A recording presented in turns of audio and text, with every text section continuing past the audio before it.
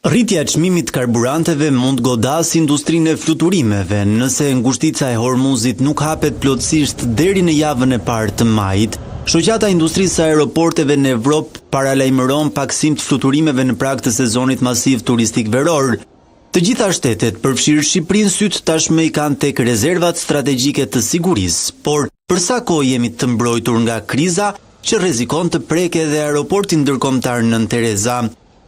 Aktualisht kemi 5 muaj karburant të siguruar.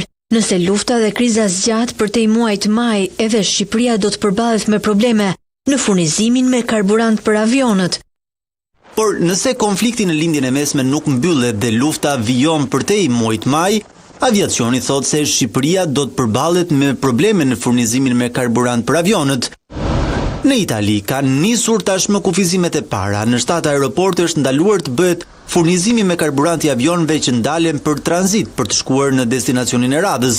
Për pasojë, aviacioni civil sqaron se avionët po furnizohen më shumë se zakonisht në Shqipëri për iterionerarin e plot fluturimeve.